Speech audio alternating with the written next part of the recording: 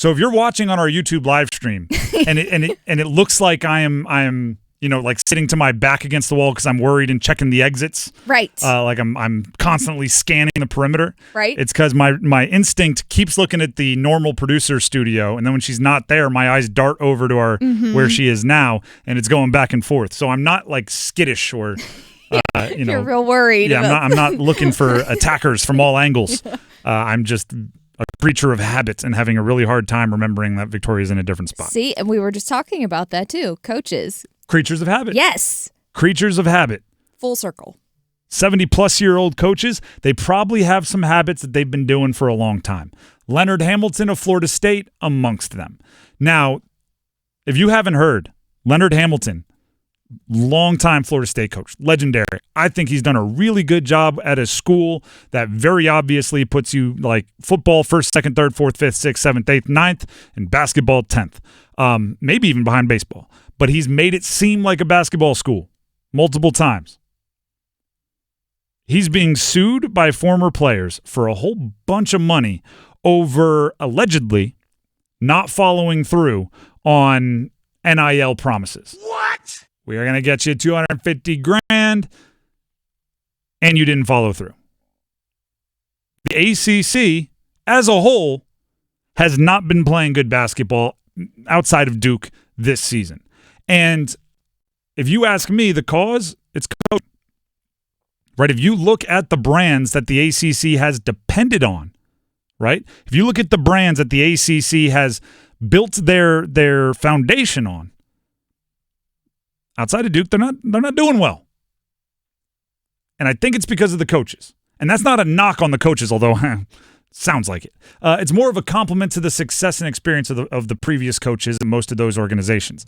It's unfair to judge, even we'll use Duke as an example, it's unfair to judge John Shire against the results we expect from Coach K. Hubert Davis to Roy Williams, that's unfair. Pat Kelsey at Louisville to maybe what Rick Pitino was able to put together before vacating wins.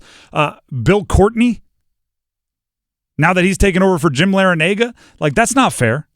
We can keep going on. Adrian Autry at Syracuse to Jim Boeheim, Ron Sanchez to Tony Bennett at UVA. It's not fair. Again, I did some previous math. And I tried to come up with a way that would show why those expectations are so different. And I think I have a good one here. If you put together those 6 guys I mentioned, we're talking about Duke's coach, UNC's coach, Louisville's coach, Miami's coach, Syracuse's coach, and UVA's coach. Combine all of their years as head coaches in college basketball. You get 2 years less than Coach K went to the NCAA tournament. Wow. There you go. All 6 of them combined have 34 years as head coaches. Wow. Coach K went to the tourney 36 times. If you combine the names I mentioned, Coach K, Roy, Pitino, Larinaga, Boeheim, Bennett, they've been to the tourney 147 times. The new coaches have been to the tourney 8 times. Yikes. It's going to take some time. And now the last man standing of that previous regime, that legendary group that all respected each other and put out a whole bunch of success, 37 Final Fours amongst the 6, 12 titles amongst the 6.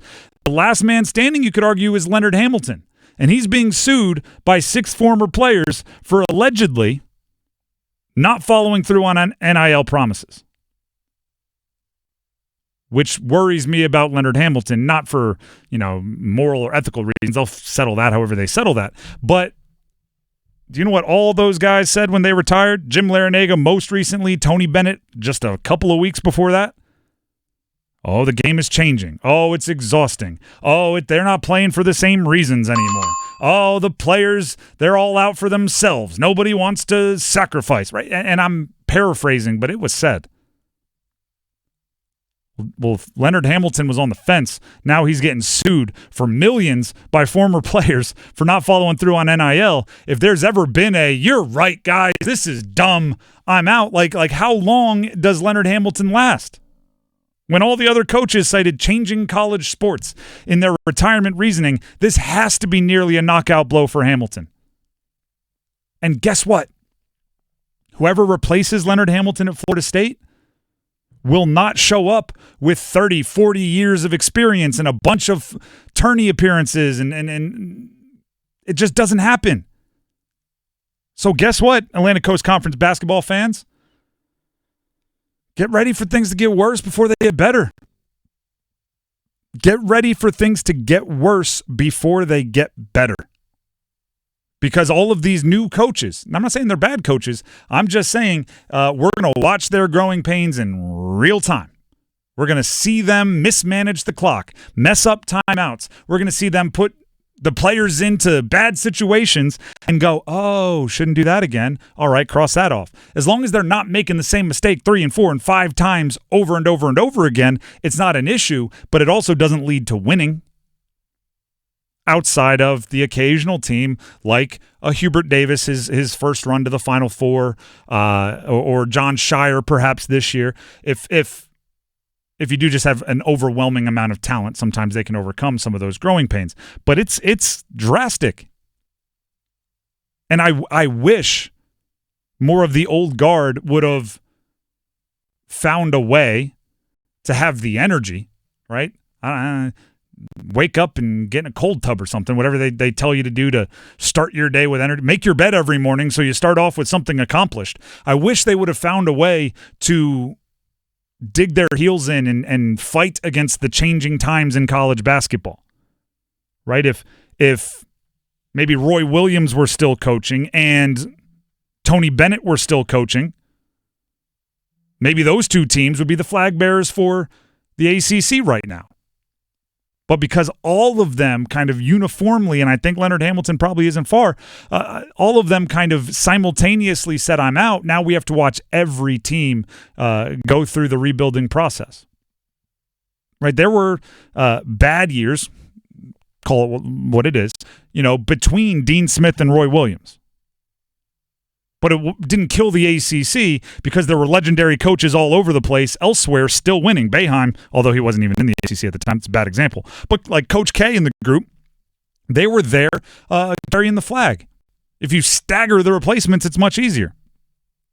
But because of these rule changes scaring everyone away, which it shouldn't have, but it did, because of the rule changes scaring everybody away, we have to deal with it all at the same time. So I say all of that, and this is like a middle school essay. I'm gonna in conclusion, after laying out the points in my 3 body paragraphs before, with the indentions and everything. Oh yeah, double space so they can write in red pen all over it. Spell this wrong. Make the periods like a bigger font so it covers up more space. Know that trick? Oh, I did not know that trick. You got to write like a 3-page paper. You can go and make all the periods like size 14. Yeah. Makes everything. Or the margins on the side. Yeah, figure it out. In conclusion, I say all of that in the body paragraphs of my essay to prove that I am not worried about the ACC if the usual production that we're used to seeing is not there for a couple of years. Because I believe that these programs understand it takes time. The quote of Rome wasn't built in a day. Well, a national championship contender wasn't built in a day either. You need to give coaches a chance to establish themselves. So I don't expect a quick hook for any of these new coaches. I mean, I don't expect them to, hey, two seasons where you don't make it to the Final Four, you're gone. I expect them to get to the opportunity to get their feet wet, and then 10 years from now, we'll be going, hey, look at this. I don't know how you're going to replace Pat Kelsey and Hubert Davis and John Shire. They're going to have to think about that one day. Thank goodness not now. Like, I think that's going to happen.